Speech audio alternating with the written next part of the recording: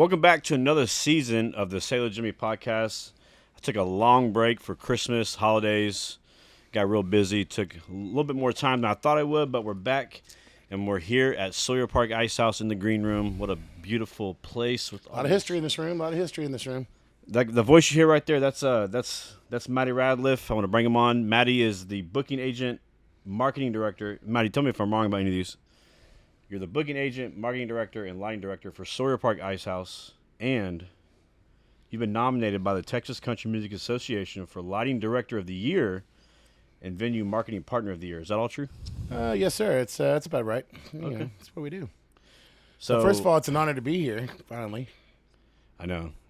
Matty's been on my butt about being on the show for a long time, but hey, we don't have to harp on it. You're here now, so let's make the best of it, best of the moment. But Matty, before we get into the show and we get to the topics of conversation, I want to recognize, we can't do shows without our sponsors, right? Oh, 100%. It's all about the sponsors, man. Let me ask you a question. You ever been to Captain Brad's? Of course I have. Captain Brad's, let me tell you, off 249 North Point, Captain Brad's serves all your traditional favorite seafood, including oysters, crab legs. Oh, that platter, bro. Dude, everything you think about seafood, Captain Brad's has it. And I'm telling you right now, this is my favorite place to take clients, customers, employees. When we have to have a meeting, when we go out to lunch, I always take them to Captain Brad's. Brittany Applin is the owner. She's big in the community, helps out Boots for Troops and a lot of other charities, all other causes. So shout out to Brittany, Captain Brad's, for being the title sponsor of the season. Matty's cell phone's already going off. I know, I'm famous. That's okay. Anyways, I want to tell you about a new dish over there that I can't wait to try. I saw it posted on their social media. It is tell me what you think about this, Matty. Give me a one-word response. Blackened redfish served over a bed of bacon cheddar mashed potatoes, topped with grilled shrimp and a crawfish sauce. One-word response. Yum. Yum. That's just it. You got the butter. You got it all going on there. I mean, I'm on a diet right now, so I can only have half of that. But man, that's what the picture looked like when I saw it. I thought, wow, incredible. Perfect. Anyways, man, welcome to the show, Matty. You're one of my best friends, man. A lot of people probably don't know that. You're one of my best friends. I appreciate that, man. One of my one of the guys in the industry that I can always count on, talk to. We've done a lot of stuff together. We have. And I admire everything you do. I tell people you're the flyer god.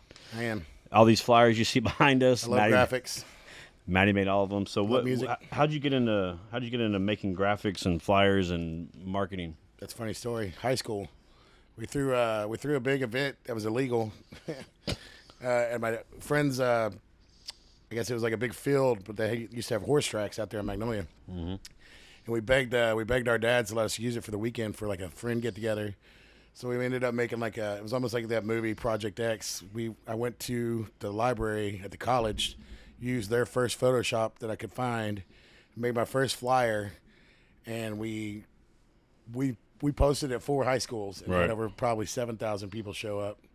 And it was probably not the legal thing to do, but we had bands. So you were making flyers in high school and having my first festival. What software are you using then? Photoshop. Photoshop. Photoshop 1. Photoshop 1. Wow. Yeah, it's come a long way. You I try. I think I'm pretty decent now. Your Canva's good. I use Canva, post on my wall, but like when I need it, like my big events, I always call Matty. I'm like, Matty, come on, come through for me. Give me something great.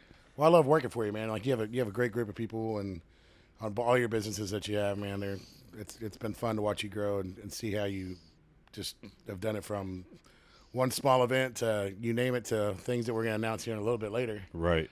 But, do you remember the first time we met? Yeah. It'd be over at Exit 73. Yeah, at the Crawfish Fest. Yeah.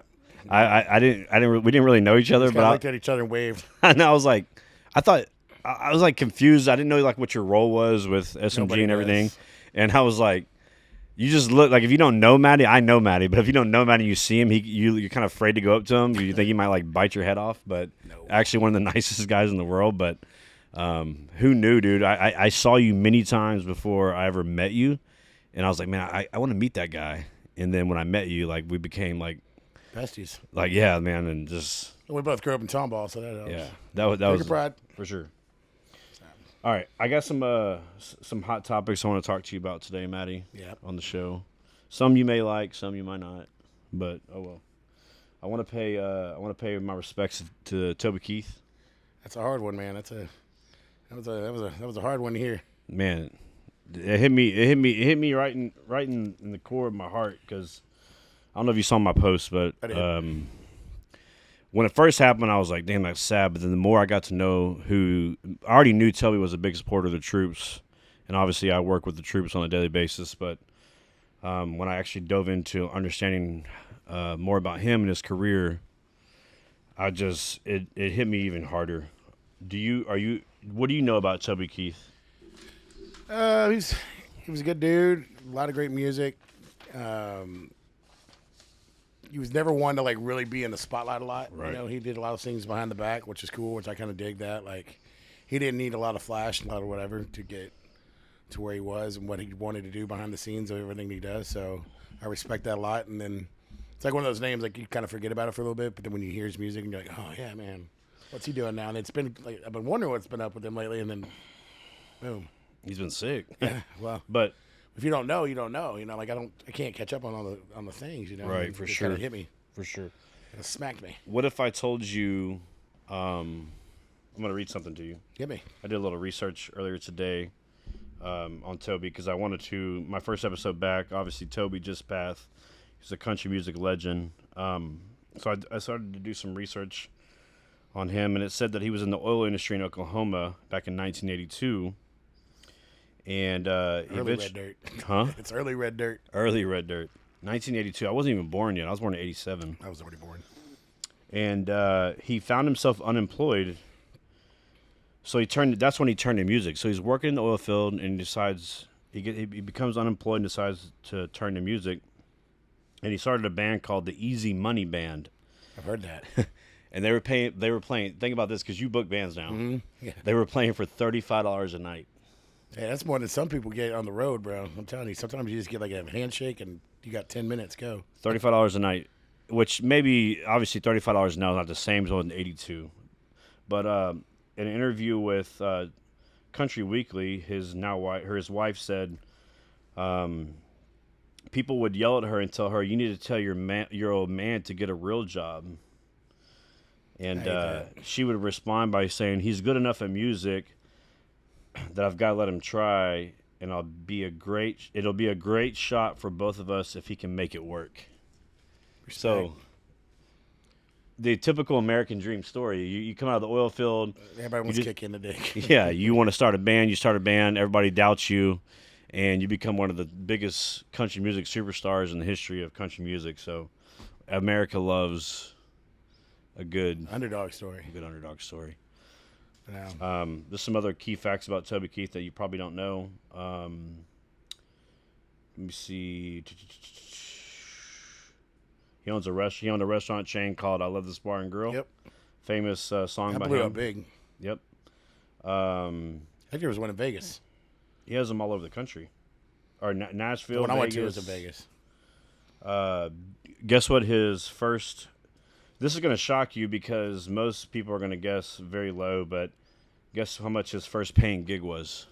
It was at a wedding. It was a private event. It was a wedding. $35. Huh? So it was like $35. No, he was playing for $35 in 1982 in bars, but his first paid gig was they paid him $1,000 to play a wedding. Wedding money. That's good money. Anyways, I wanted to just shout out Toby Keith, man. So many great songs. Should Have Been a Cowboy. How Do You Like Me Now? Red Solo Cup. I mean, the list goes on and on. Like you said, you forget about the songs that he. Yeah. I mean, it's and a whole genre of his style came after him. But dude, do you know the best part about Toby Keith was?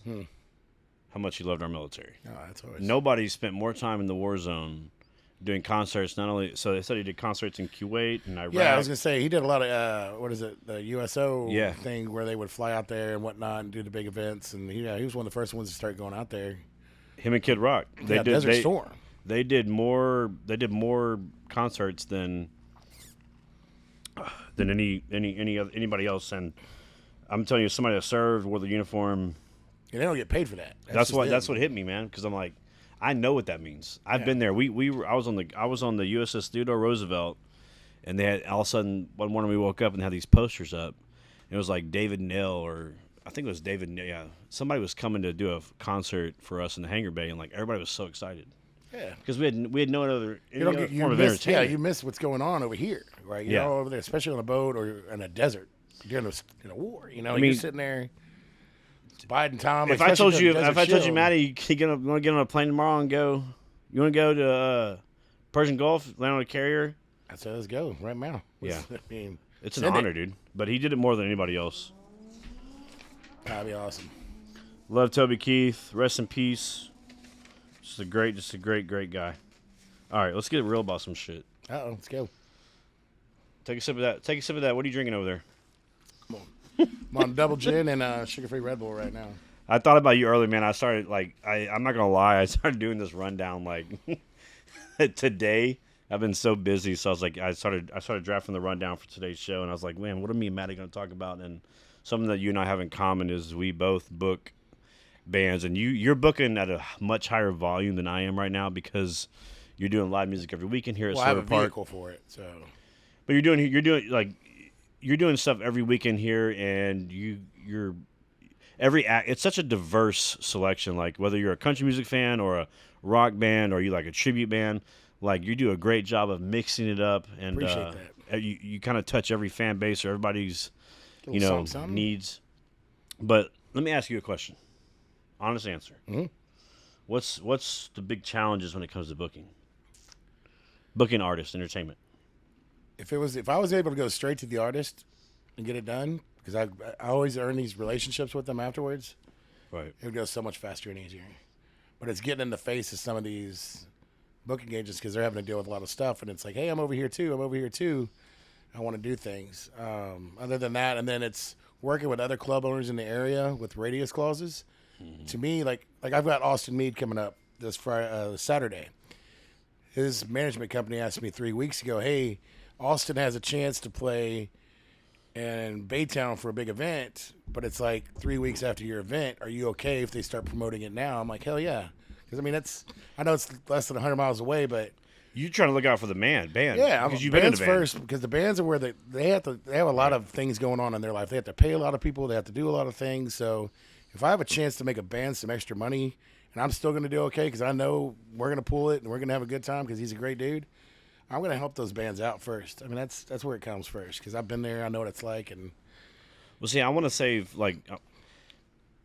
for you. You get it, right? You want to because you care about the entertainers and you know how hard they're grinding. So I deal with the same thing where we sometimes get put in between the venue owner and then like, well, why are they playing this?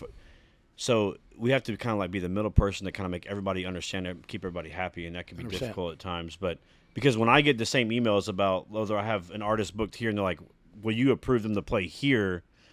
And it may be just a little inside the radius clause. Like you want to say yes because you care about that artist, but then you also have to answer to your show, your boss or the venue owner. So I'm just like you. A lot of people don't know behind the scenes about that we deal with stuff like that, right? I'm just blessed that my people, they're cool with that.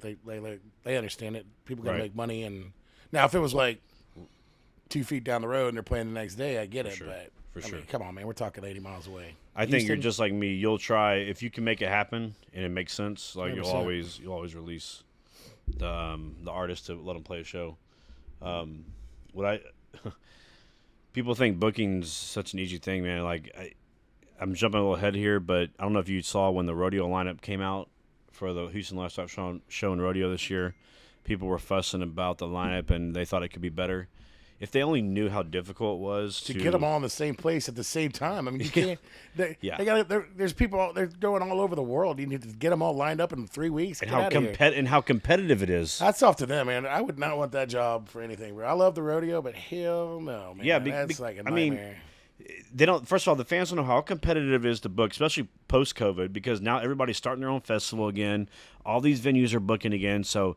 There's radius clauses. There's scheduling. I mean, there's so many things. There's so many variables that the average person doesn't know. Like that's and it's like, man, I saw the rodeo lineup. I'm like, okay, it may not be the best lineup ever, but every person on that lineup, I'm like, somebody loves that person. Yeah. And somebody, yeah. I mean, like, if I could have any of them at my festival, sign me up.